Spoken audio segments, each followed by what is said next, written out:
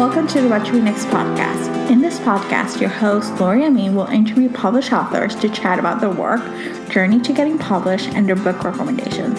If you share a passion for books and always looking for your next read, then join us.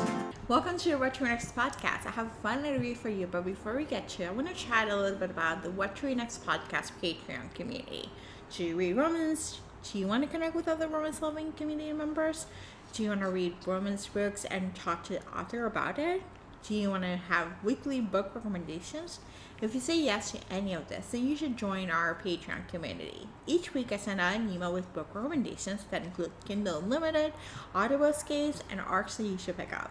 I also share upcoming romance events that you should check out, and the group meets a couple times a month, and we talk about one book a month with the author joining us. And we also meet to discuss book recommendations and other fun events. If you want to join, click the link in the show notes. Now let's get to today's interview. I'm so excited to share that I'm chatting with Carly Bloom today. Carly wrote Big Bad Cowboy, which was my first cowboy romance, and it was so good. It's steamy, it's just so much fun, great small town romance. It's just like, as someone who doesn't read cowboy romance, this was just like the perfect read. It is a must read, and if in this interview we chatted about Carly's journey to get her first book published, what it was like to write small town romance, and of course around the book recommendations. Now let's go to the interview. Hi Carly, welcome to the What to Read Next podcast. Hi Laura, thank you for having me. So happy to have you here. Just tell us a little bit about yourself. Well, I write contemporary Western romance, and I live on a cattle ranch in South Texas with my husband, and we have 5 kids, although the baby is 16, so I'm not corralling 5 little kids anymore, and a bunch of animals. Oh my gosh, that's amazing. So what inspired you to become a writer? Well, I bet you most writers say the same thing, but it was reading. I'm a huge reader, an avid reader, and but I've always written, and I used to write nonfiction. Mm-hmm. I had family humor newspaper column and a family humor blog, and my kids got to the age where they realized they were that their dirty laundry was being aired for other people's entertainment. So they asked me to stop embarrassing them. So now I write steamy romance, and I'm pretty sure they're still embarrassed. So yeah, I think it's like it goes from one place to the other. It's like, oh my gosh, she's writing steamy scenes here. Yeah, well, with the shorter buttons. That's right. So, what was your journey to get your first book published? Let's see. I wrote my first book, and I know a lot of authors will say they made several attempts, but I'm not a quitter. So even though my first book wasn't working, I never gave up and started trying to write a different one. I just stuck with that book. I like to tell people that my hero started out with a flip phone because he did. But anyway, I wrote a book and I got feedback on it and I revised it. And then I started trying to find an agent, and that I don't even know how many query letters I sent out, but it was a lot. So I ended up getting the manuscript in with a small press, and that small press went under right before my book was scheduled to be released, which I'm grateful for that it wasn't released, and then because a lot of publishers won't take something that's already been out there. Mm-hmm. So I was lucky in that regard, and then I started querying again, and I saw there is on Twitter, there's a hashtag manuscript wish list, it's hashtag MSWL, and a writer friend, Allison Bliss, told me that someone, an editor for Entangled, was looking for a book very similar to what I had. So I submitted it, and then within hours, the editor I submitted it to was tweeting about it. And she stayed up all night long reading it. And then I read more of her tweets in the morning. It's so weird to watch that happen. And so anyway, it ended up getting acquired by Entangled, and it released in 2015.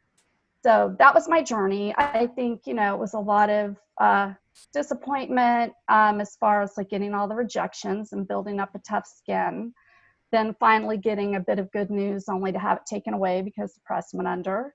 Then getting good news again. So I think that's pretty common. I think none of us have like a super smooth path to getting our first book published. Yeah, I think I've asked this question to quite a few authors, and what I've found out is that, it's not a linear process. There's a lot of starts, there's a lot of stops, there's a lot of rejection, there's a lot of like, just keep pushing along, as opposed to just having this magical process where you just quote to one agent, the agent picks you up, and you have auction, you have all these different things. That's a really rare process. Like, for the most part, it's just like, it's all over the place. And so it's a lot of highs, it's a little lows, but it's just a process. Yeah, and I'm really glad that I didn't know what it was before I started. Because, I think I don't know if I maybe wouldn't have tried, but, I had my rose-colored glasses on, and in a way they protected me. I kept thinking, well, this next one will be the one. And that's what kept me going. Now that I know everything that I know, I try to keep new writers from being too discouraged. I think it's really good for us to get our stories out about the process, so people know what to expect, and that what's happening to them isn't, unique, and that we've all been through it. Yes. So let's talk about your writing. Do you follow an outline? Do you see where the story leads you? Are you a plotter or are you a pantser? I want to be a plotter so bad. And I have all the books, and I've taken all the seminars, and I have done everything, and I cannot plot to save my soul. I don't really feel too much like a pantser, probably because I'm so anxious. Like, I feel like someone who flies by the seat of their pants is real carefree, and that's not me. I'm just really stressed out the whole time I'm writing. But the way I see it is that you have some people build stories, and again, I wish that was me. They know what parts they have to go in, and they can like say, okay, this is my conflict, this is my hero's wound, and they just build it. They just freaking build it, and it's so amazing to watch. I have a lot of friends who write like that. I'm more of an uncoverer. Like my story is like just mountain of mud, and I have to dig through it and find what's underneath. And it's sloppy, cumbersome, and it takes a long time, and I go down a lot of rabbit trails that don't lead anywhere. And so that's how I do it, the easy way. Everyone has their own process. Just embrace it. So yeah, I'm trying to embrace it, but we're not sleeping together yet. So awesome. How do you organize yourself as a writer? How do you keep track of your ideas, inspirations, characters, especially writing a series? Keeping track of all the different moving pieces. Well, I guess I get ideas from weird sources, and I'm a big daydreamer. Like, I'm a huge daydreamer. I have a really hard time even listening to people talk, because I'm usually just thinking about whatever I'm thinking about instead. But it's usually like a scene.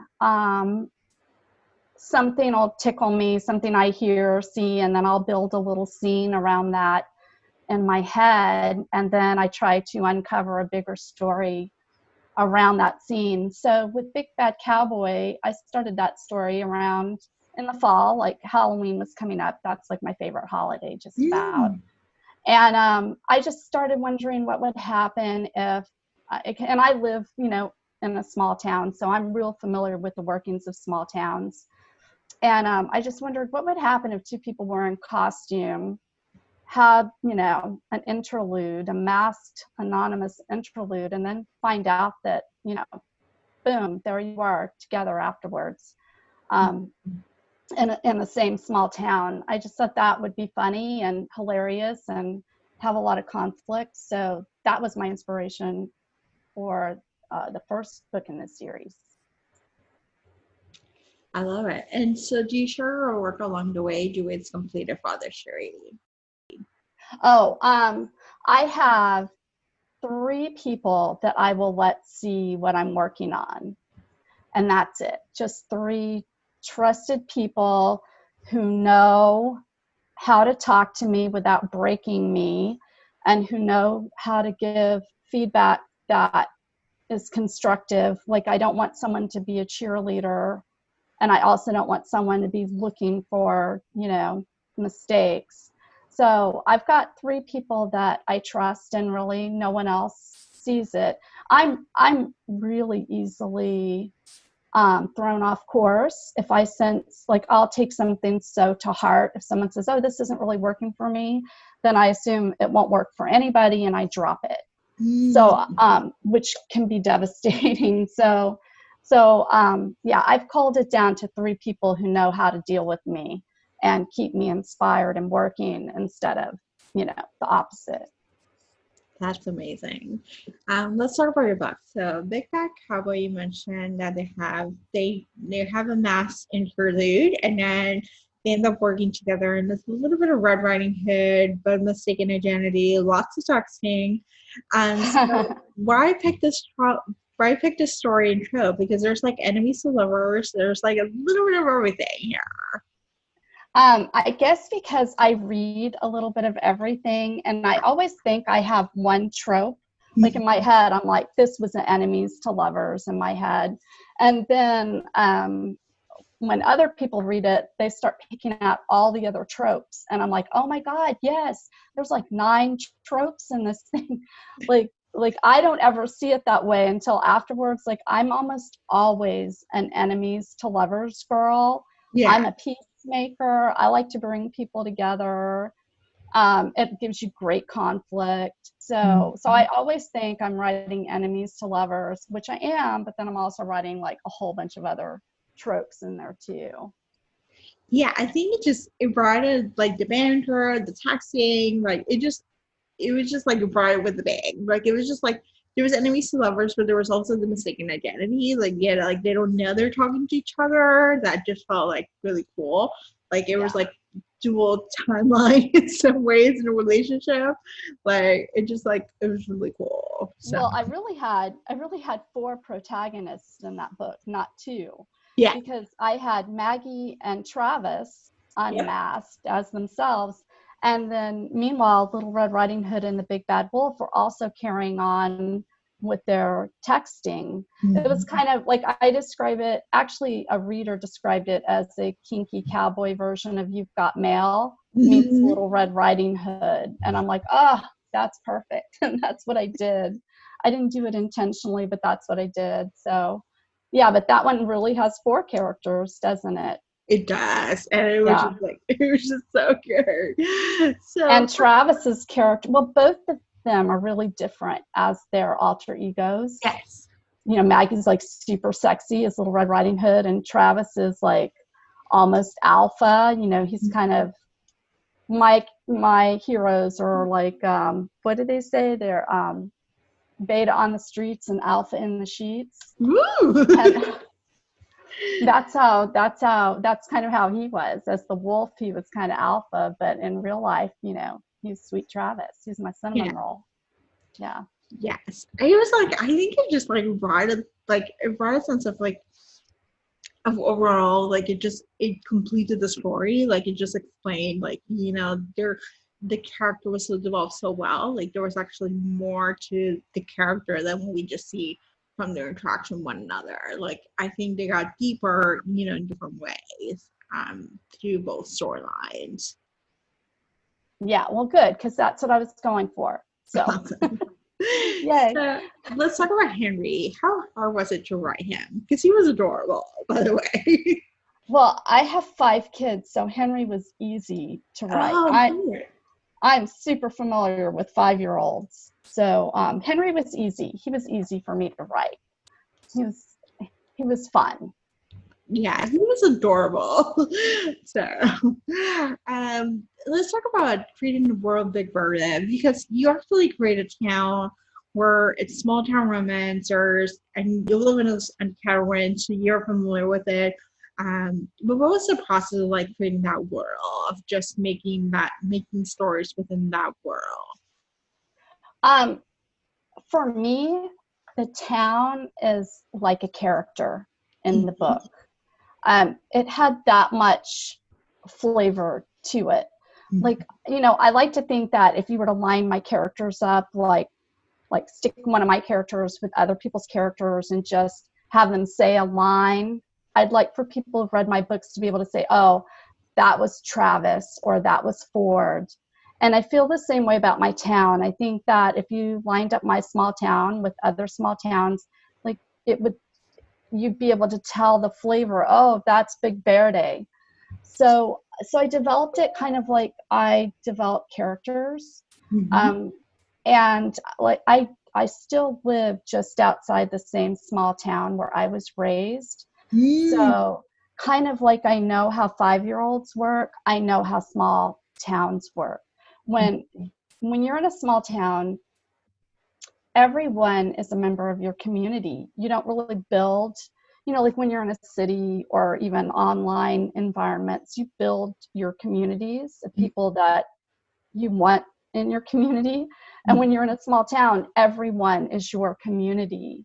And it doesn't really matter what your history is with them or what you have in common with them. Those are the folks you see every day. Those are the people who have kids that your kids are going to play with. And everybody knows your business. Everybody knows your secrets. Whenever I would post something on Facebook about like stress from writing under a deadline, my high school physics teacher would chime in. He'd comment, "You can do it, Carly." And then he'd like be, "I remember back in 10th grade," and he'll mention like a test or something. Like you don't ever, these people stay a part of your life. I got a card in the mail when my second book came out from my English teacher. So I'm real familiar with how small towns work. And I know that you've got a certain character. You'll have your holier than thou character. That would Mhm. be our Miss Mills. And you'll have everybody's related to everybody else. Every town's going to have a good old boy. Every small South Texas town anyway, like Baba. You've got people keeping secrets, but everybody finds them out eventually. Mhm. So I guess because I'm steeped in small town life, it wasn't super hard for me to create my small town. It's not based on my small town, but I think that you're going to find the same elements in pretty much every small community. Yeah, I think so. I think as someone who likes to read small town romans, I think it's just I love the world. The town is just as important character as the couple that we're reading about. Yeah. That the supporting characters of the town are just as important as the couple. They bring flavor. They bring some joy to the reading experience, which is kind of Yeah. like fun. So, um, That's really fun for me. Secondary characters are really, really fun for me. And the book that I think Must Love Cowboys will be up for pre-order maybe by the time this podcast comes out. yep. But the heroine is Alice Martin, the town librarian, and she was such a secondary character in Big Bad Cowboy. Like she was Mhm. literally just the librarian who was pestering Claire and Maggie to join book club. I Mhm. didn't really develop her at all, but then she really came out in the second book, Mhm. came into her own, and now she's my everything because I'm revising that book right now, and I just love her, and she's in my head 24/7. And it's just amazing how secondary characters will just rise to the surface and say, "My turn. It's my Mhm. turn now." And so I really love secondary characters because you never know what they're going to reveal to you and who they're going to grow into being. Yeah, as someone who loves series, I absolutely adore when the author brings in like some side character who has like nothing to do in book one, but maybe by book four, you're like the hero and the heroine. You see them grow as each book happens. You see the process, and you're like, oh my gosh, this is like the joy. As a reader, it's a joy to watch all these side characters fall in love or just or start businesses or start doing different things and going through their journey as you get to know the town. So I'm excited for Alice's book. And it's also fun to like I really, really, really want to write a story about JD and Gabriel and how they met. Yeah. So I started in my newsletter, I promised people, they're probably my most popular characters, by the way, is JD and Gabriel. And so I keep promising my newsletter subscribers that I'm going to write their meet cute. And I've started it, and it's freaking adorable because it's so funny to introduce characters and they're already together. Mm-hmm. But I don't know how they met because they haven't told me. Mm-hmm. And so now I'm learning how they met and how they came to be together, and it's just really adorable. It makes me love them even more. And now I'm like, how did I write their story without even knowing all of what I know now? You know, it's the uncovering. It's the uncovering process of just removing the muck and just trying to see how they come about. Yeah. And like just kind of like just opening the gift more and more. New gifts are coming up. Yeah. Yeah, exactly. So there are some sexy times. What is the process of writing them?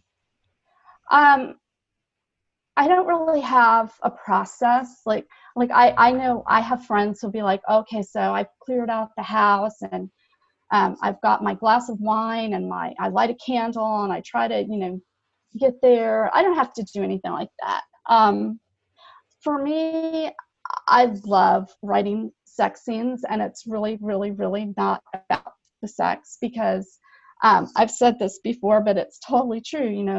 I'm not going to reinvent sex. I'm not going to invent anything nobody's ever heard of before. There's literally only so many places you can put that thing. So for me, it's all about the circumstances. So I'm in my sex scenes that everybody says are super steamy, but there's not as much description physically of what's going on, although I will put them in unique circumstances like a shed or a loft bed of an Airstream trailer or things like that. But it's mostly about what's going on in their heads, and people are funny and weird and delightful. And when they're anxious or nervous or turned on, all of those things are amplified. So for me, when I write a sex scene, it's like, what's the purpose of this? How is this going to change something, the way they feel about each other and the way they feel about themselves? And you really have to get in their heads. And people have funny thoughts when they're having sex, and they have insecurities. And so all of that comes into my sex scenes. And that's what makes me tick when I'm writing sex scenes. It's not about the sex itself, but it's about everything that it's stirring up, everything that it's causing. And I do like humor in my scenes. So they're not typically going to just be, let's go into the bedroom and have sex on the bed like normal people. It's going to be a little bit different. Yeah, they're really great. There are some good sexy times. Someone like, who enjoys that? Like when reading romance, I'm like, these are so good. So thanks. I love the fact there's like, it's, as you said, there's humor, there's banter, there's like, it's not just a physicality, there's like purpose, and they're like in interesting places. Like you just put in the characters and like, let's do them in a shag. like you're like, oh, okay. Like it's like it feels fresh. That's what it does. It looks fresh. Oh, thanks. That's awesome to hear. I'm glad. Especially with my heroes, it's really important to me that they be vulnerable, both in their actions, but also in their thoughts. And there's a lot of room for that in sex scenes. And in Cowboy Come Home, Ford has that instance where he's actually trying to slow things down and he's trying to conjure up an image of his granny in her threadbare housecoat, a memory that is burned into his brain from like his teenage years and so like he has little tricks and stuff and things that he's thinking about. And I just love putting stuff like that in there. It's unexpected, but it hopefully makes people laugh. And, you know, we can't just be so serious all the time because, you know, things are funny. People are funny. We do funny stuff. Yeah, I really love the humor that you infused within the books. Like they both have like the actual three, because I read the novella too. They'll infuse some sort of humor around it. Like it's just like life, it doesn't have to be so serious. Like this can Right. be that can be fun. So let's talk about Cowboy Come Home. That's the second chance romance that deals with grief. Ford has been lost and he feels like he was cursed, therefore he can't settle down with Claire or even in the town. You know, like he just felt the curse was happening and he could not settle down. Why was it important to share this part of the character Ernie? Like, because, you know, is a curse real? Is it, you know, like can you actually do it? You know, so yeah. I think that, you know, and the message of that was that when we feel cursed, it's usually something we've done to ourselves, and we can change our circumstances. The grief part of the journey, I wrote Cowboy Come Home while I was grieving for my dad who passed away. Thank you. And so, yeah, that was really, that's where I was. And a lot of people commented, even though it's a funny book and it has its funny moments, that it definitely has some more somber undertones. And that's because, you know, that was my environment at the time. That was my headspace. I was really, really sad when I wrote that book. And there's a lot of mine and my dad's relationship and Claire and Jerome. My dad had throat cancer. That's actually not what killed him. Like Jerome, he overcame that. But it was that same. I just pulled in a lot of things from my own life while I was writing that book. But mostly, I wanted it to be hopeful that that a lot of the problems that we experience are things that we can turn around. We curse ourselves with our patterns of thinking and the identities we give to ourselves that don't need to be adhered to, that we have the power to change it. And that was what I wanted Ford's journey to be. And likewise, I wanted Claire's journey to be where she realized she was enough as a woman. She was enough all by herself, whether or not she ever found her Prince Charming. And it was only after she accepted that completely that, of course, she got what she wanted all along. Yeah, I really love this. This was like different. I feel like the tone was different, and I can see that for this book. But I love the town. I love the relationship between Ford and Claire. I love their journey. That it just felt like very like I don't know. It felt like coming home, which is Cowboy Come Home. The place of just coming together. But I love the fact that, you know, Claire's journey, she was like enough, and then she was able to get the gift before. Like it was, she needed to feel whole before she can actually be with someone, you know. Yeah, and even though I'm in romance and we all are writing happy ever afters, which usually include, you know, or always include finding a partner, you know, I raise 2 daughters, and I always want them to know they are enough, and someone else's happy ever after does not have to look like yours, and it doesn't have to include another person.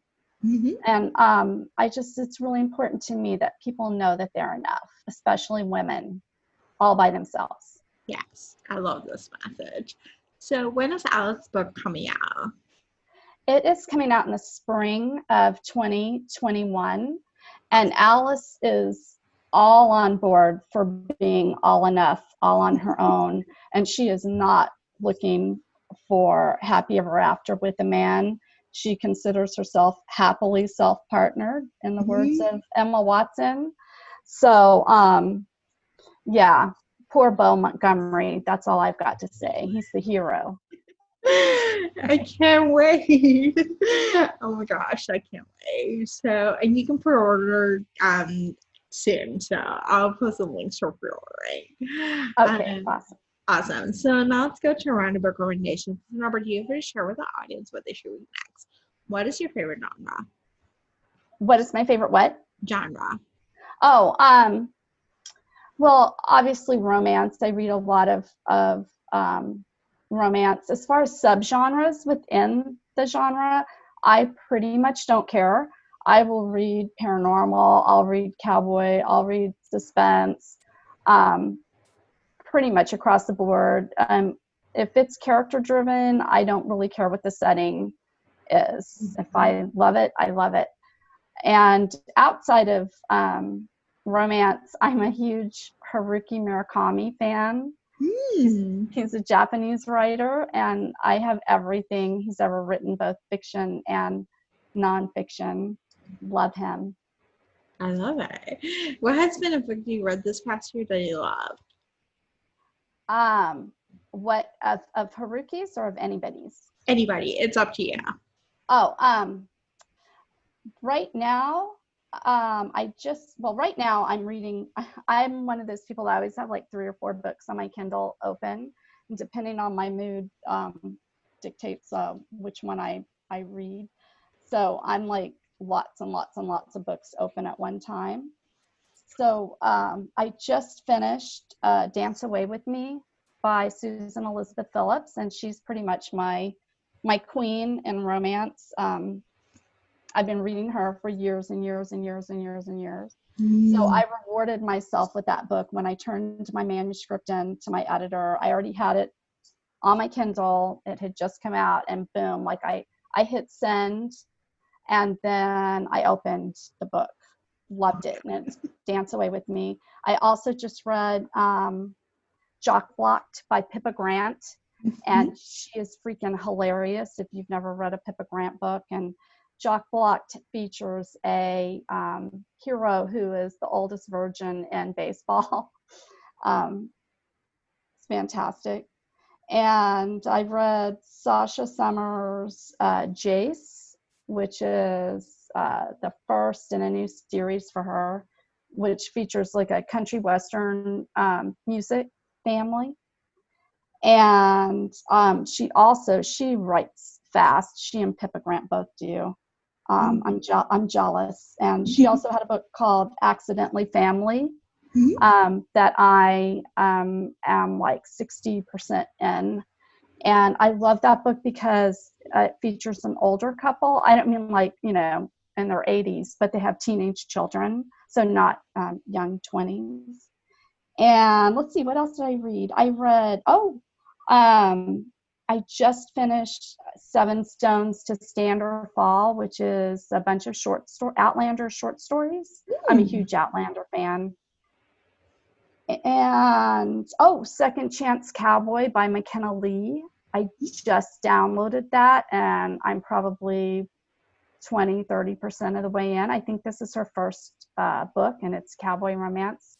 And let's see. As far as like, I'm looking at my Kindle right now. I have Jenny Holiday's newest book, which is the second one, I think. And the first one was Mermaid Inn. So this is the second book to that. I also have a new Laura Drake cowboy book. I think it's a cowboy for keeps. Yeah, I can keep going. And I have a big Verde book club in my fan group. We're having our first meeting next month, and we're reading a Rebecca Weatherspoon book, which is an erotic story called Haven. It's one of her older books. Oh, this is so exciting. I love it. If you ask me why I write, it's because I read a lot. So I love all these book recommendations, and I'm going to be downloading quite a few of them. So thank you. Awesome. So tell us where you can find you online. You can find me on Twitter, Instagram, Facebook, and I have a fan group called Carly's Bloomers, which is on Facebook. And we do giveaways. I do a monthly bloomer box. My next one is going to be, it's Farrah's latest book. The Boyfriend Project or? Boyfriend Project. We're giving that, yes. We're giving away the Boyfriend Project. So I give away a bloomer box every month, and then we do, right now we're doing virtual happy hours too, where I get to talk with readers, and it's just a lot of fun. We were going to play Family Feud, but we couldn't get it together. We couldn't figure out how to play it. So we just did one of those trivia nights, and then we had a scavenger hunt that was hilarious. So I like to interact with readers a lot. So I hope that anybody new out there will come and find me. I'm lonely and it's a pandemic, so come hang out with me.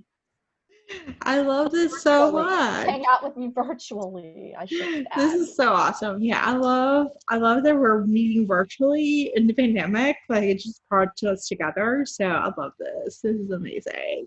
I love it too. And you know, when I had my first author Zoom event, I was like so stupidly nervous. And now it's just like, you know, do you really need to put on a bra for virtual happy hour? No. And like the first time I did one, you know, like I did my hair and I had makeup and I was so nervous. And now it's just like, nope, we're past that. I love this. So didn't even take all that long. So thank you, Carly, for being in the show. Oh, well, thank you so much for having me. If you enjoyed this podcast, feel free to share with friends, subscribe, or rate and review the show. This is the easiest way to support this podcast. Want to join a romance-loving community? Want weekly book recommendations, monthly author Q&As, and book recommendation meetups? Make new friends? Then join our Patreon community. To sign up, please follow the links in the show notes. What to Read Next podcast is part of the Frolic Podcast Network. Find more podcasts to love on frolic.media/podcast. Thank you so much for listening and have a great day.